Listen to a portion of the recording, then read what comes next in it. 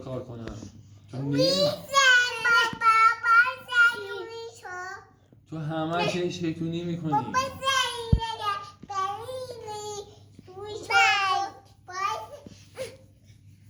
باید من بتونم بابا. تو همه سر صدا میکنی.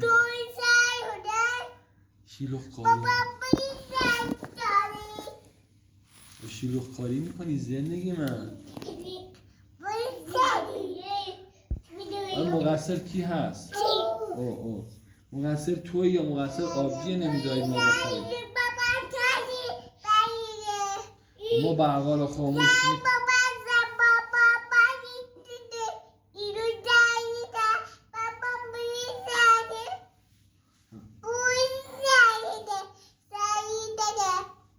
برقا رو خاموش میکنیم صدا میدیم که با بچه بازی کنیم با بچه صحبت کنیم. محمد و چقدر تو صحبت میکنیم پرنسا میخوایم بخوابیم. خب بعدش چی میخواد بشه بابا؟ تو بالاخره باید بخوابی یا نه؟ باشه خب بابا جون دورت بگردم. جانو بابا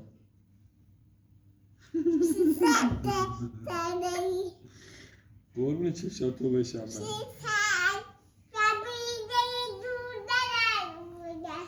و چقدر باید با بابا بازی کنیم؟ آقا قربون پناه خانومم. پناه تو بگو آبسی بابا میخواد بخوابه دیگه. اینقدر چلوخایی نکنیم، اینقدر روس بازی در نیاریم بابا، مگه نه؟ کسو کار منی بابا. شما باید بذاری ما بخوابیم. شما نه شب گذاشتید واسه ما نه روز گذاشتید واسه ما. شلوغ کاری میکنید، کابینت ها رو میریزید به هم، خونه رو میریزید به هم. پناه چقدر تو شلوغ کار شدی بابا؟ دختر خوبی بودی زندگی بابا. پناه ما چقدر باید به شما بگیم آقا شلوغ کاری نکنید.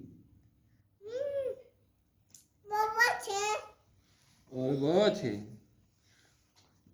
بالاخره که چه نتیجه رسیدیم ما الان بابا؟ نتیجه چی شد؟ تو ساکت میمونی یا نه؟ یا میخوای شروع کاری کنی؟ آره چه کار کنی؟ الان ما چه کار کنیم؟ تو ساکت میمونی ما بخوابیم بابا یا نه؟ خب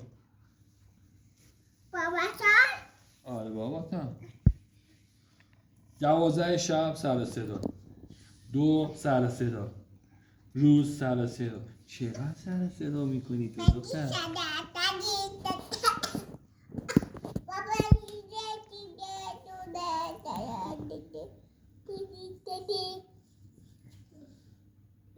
پرنفا یه قول میدی سر صدا نکنی؟ آره دختر خوبی باشی جیغ نزنی بابا. جیغ بنفش نزن.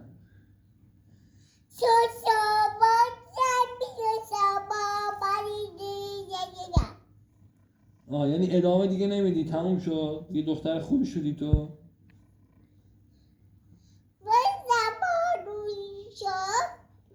خب دیگه ادامه نمیدی؟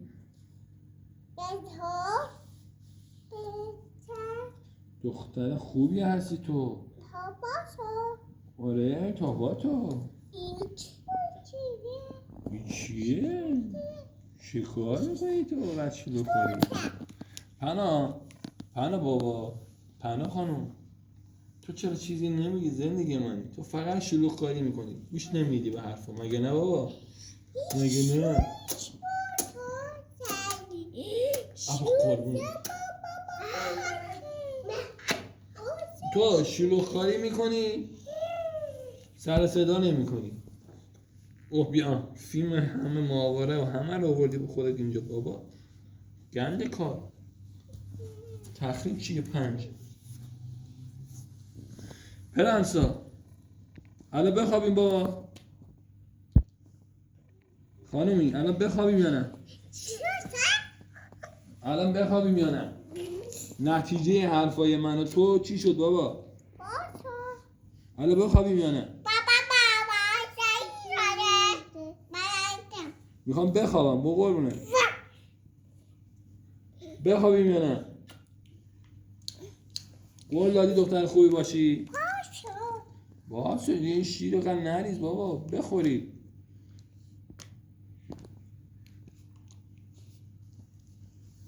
دوازده مرداد 1404. شروع شد هی جیغ بنفش.